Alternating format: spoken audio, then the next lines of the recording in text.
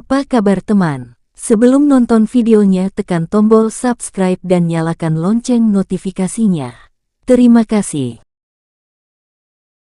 Selamat malam. Sebelumnya saya minta maaf kepada pihak-pihak yang terkait terhadap masalah ini. Kenapa sampai saat ini saya baru bisa buka suara? Karena nama saya sudah disebut. Sebagai laki-laki, saya sudah bertanggung jawab.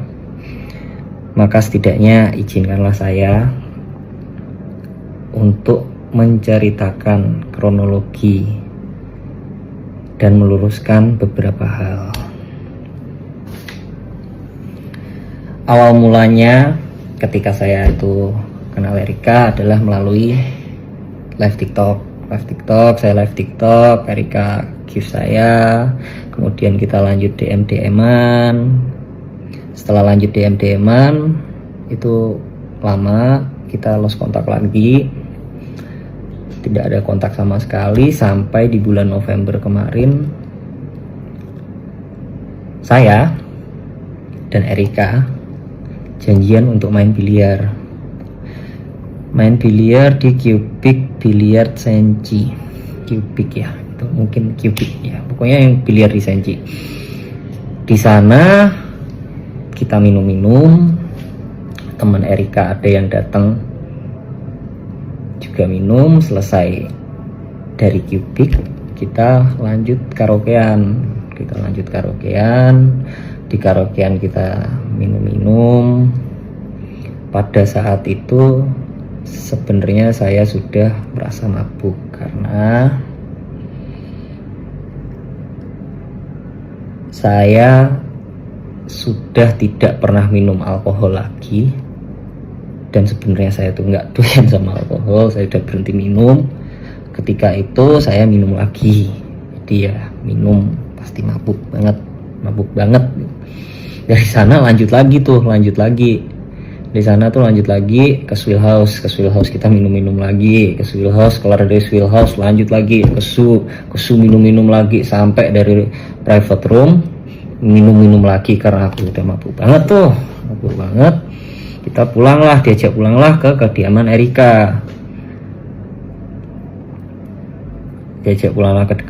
Erika. Dibilang jangan pulang, kan mabuk, di sini aja. Oke. Besokannya saya kan punya job di Batam. Keesokan harinya saya berangkat ke Batam. Pada saat itu kita masih intens, cacatan kita masih intens, kita masih video call bareng gitu kan, Tiba-tiba Erika ini samperin aku, saya tidak tahu. Tiba-tiba Erika itu samperin aku udah sampai di Batam. Akhirnya nemenin saya perform, minum juga. Selesai perform itu minum juga. Pulang bareng. Esokan paginya saya berangkat ke Batu Raja. Kok Batu Raja ya? Mana ya? Jambi. Esokan harinya saya berangkat ke Jambi. Erika pulang ke Jakarta. Kita flat berbeda. Tapi beberapa hari itu, setelah itu kita masih intens chat-chatan, intens video call, hingga Erika ini saya rasa agak aneh. Anehnya kenapa tiba-tiba cuek. Yang awalnya udah makan apa ini, tiba-tiba cuek. Saya coba tanya kenapa, gak apa-apa. Oke, saya diam. Saya coba chat lagi, lama-lama gak ada jawaban. Saya chat sampai bener-bener gak ada jawaban. Akhirnya aku chat panjang, kamu nih kenapa sih sebenarnya, ngomong kalau ada apa-apa itu ngomong, coba jelasin ada apa. Di sana dia marah. Karena dia marah dengan alasan yang tidak jelas menurut saya itu. Ya ini tuh ada masalah apa sih? Kan gak jelas.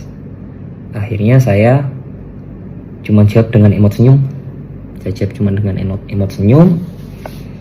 ya sudah.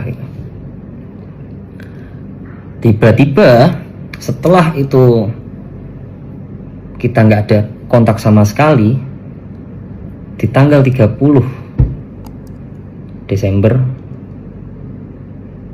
itu 1 hari sebelum saya main di Medan untuk acara New Year, Erika telepon. Pertama nanya, lagi apa? Oh, enggak lagi apa-apa. Kenapa? Aku hamil. Dia mengutarakan bahwa dia itu hamil. Pada saat itu karena saya juga syok dan saya masih ada pekerjaan, saya bilang, oke, kamu di rumah sakit mana? Saya akan datang. Tapi saya mau selesaikan perform besok dulu. Gak apa-apa kan? Gak apa-apa, oke. Di hari yang sama saya langsung telepon orang tua saya. Saya jelaskan, Pak, ini hamil. Terus orang tua saya memutuskan, ya sudah, ayo berangkat ke sana. Oke. Singkat cerita, kita berangkat. Saya dengan orang tua saya berangkat ke sana. Orang tua saya menjelaskan kondisi saya seperti dalam podcast tersebut. Dan di sana Erika sudah berkata kepada orang tua saya bahwa dia bisa menerima kondisi saya. Kemudian orang tua saya ya bilang, ya sudah, jalanin aja. Oke, akhirnya kita jalanin. Setelah kita jalanin, kita berantem. Pertama kali kita berantem adalah masalah charger, masalah kabel charger, guys.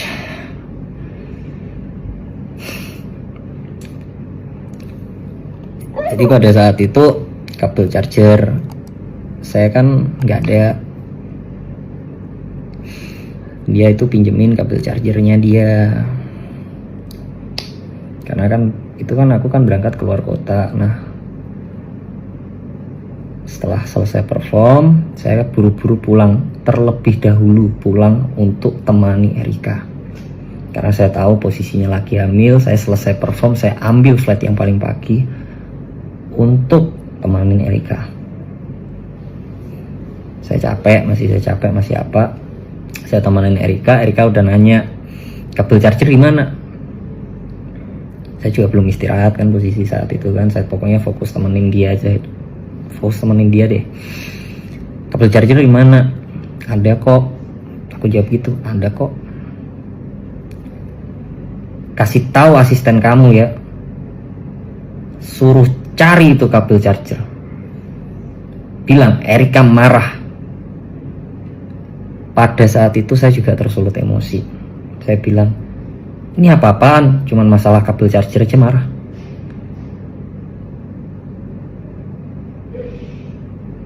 Selesai masalah itu, kita diem, akhirnya berbaikan lagi, jalan lagi. Setelah jalan lagi, pagi hari kita mau keluar bareng. Di pagi hari itu kita mau keluar bareng. Karena pada saat itu celana panjang saya itu semua lagi dicuci. Saya bilang, apa aku pakai celana pendek aja ya? Yang agak saya shock pada saat itu, dia berkata kepada saya, kamu tahu nggak jalan sama siapa? Kok bisa-bisanya pakai celana pendek? Jujur, pada saat itu saya sangat terpukul gitu kan. Tapi saya berusaha positive thinking. Oh, mungkin karena ini hormon ibu hamil. Saya diam, saya keluar dari kamar, saya ngerokok, saya mencoba tenangin diri. Kemudian saya berusaha untuk masuk lagi ke kamar tersebut. Saya berusaha untuk masuk ke kamar tersebut, ternyata kamar tersebut itu dikunci. Padahal ingin saya itu untuk menyelesaikan gitu loh. Saya sudah nggak emosi, anggap ya udah deh gitu lah. Saya ketuk gak ada jawaban, saya chat gak ada jawaban. Oh ya sudah, tidak lama orang cincin ini telepon. Orang cincinnya telepon, bilang, "Kak, ini cincinnya udah selesai, udah bisa diambil." Oh oke. Cincin udah bisa diambil, oke. Saya telepon teman-teman saya pada saat itu untuk antar saya ambil cincin. Untuk antar saya ambil cincin sama ngopi. Tapi saya chat Erika, saya bilang saya ambil cincin, saya ngopi dulu. Udah pulang dari sana. Setelah ambil cincin, saya berusaha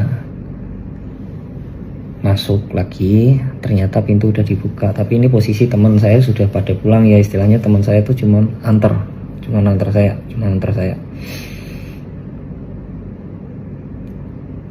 Saya masuk ke kamar. Niatan saya itu untuk bikin mood dia seneng dulu itu. Ini loh cincin udah jadi. Saya coba tunjukin gitu, cuman reaksinya tidak seperti yang saya kira. Dia bikin kata-kata,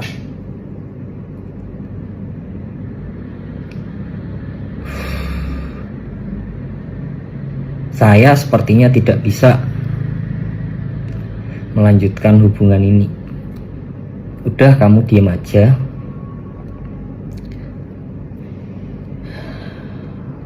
Biarkan saya yang bertanggung jawab. Kalau bisa, tidak usah ada orang yang tahu ini anak bapaknya siapa."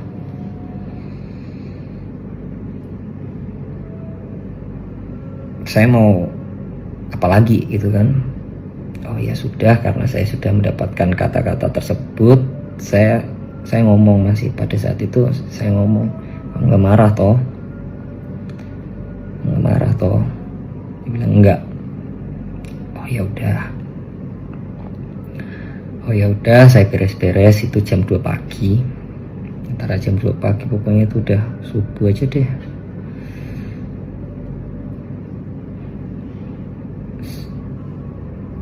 Saya telepon teman saya.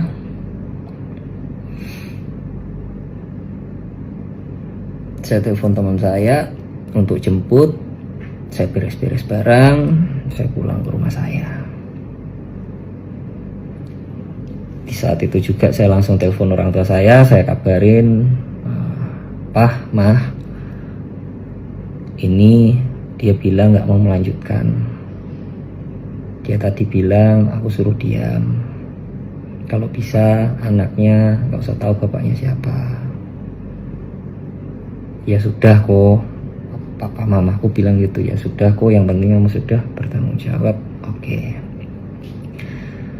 Dari sana ya sudah, saya tidak pernah chat-chatan lagi, tidak pernah tanya kabar pun juga tidak pernah, karena saya menghargai kata-kata dia pada saat itu. Sampai singkat cerita tiba-tiba nongol di podcast. Ini rame banget ketika orang-orang itu mengarah ke saya. Di hari yang sama itu saya sudah coba untuk chat Erika, boleh telepon nggak? Saya mau klarifikasi. Tapi ini aku cukup klarifikasi ke kamu, nggak perlu klarifikasi ke sosmed. Aku tanya lagi, bisa telepon nggak? Hingga saat ini itu tidak ada jawaban. Kemudian untuk masalah pengancaman, saya sebenarnya tidak tahu menahu tentang grup 19 orang tersebut. Cuman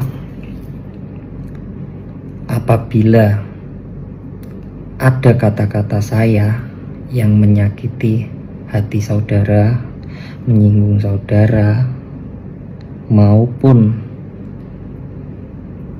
menyakiti saudara, saya minta maaf sebesar-besarnya. Dengan rendah hatinya saya minta maaf sebesar-besarnya, karena saya juga mendapatkan ancaman. Saya mungkin juga sedang emosi, saya kilaf, saya dapat dorongan dari luar. Sekali lagi saya mohon maaf sebesar-besarnya. Sekian klarifikasi saya. Saya minta maaf banget buat fans-fans saya. Saya minta maaf banget sudah mengecewakan sekali. Terima kasih selama ini sudah selalu support saya. Terima kasih buat orang-orang yang sudah support saya. Saya cuma ingin meluruskan hal-hal yang bisa diluruskan. Bagaimana menurut kalian? Jangan lupa tekan tombol subscribe, like dan komentar. Terima kasih.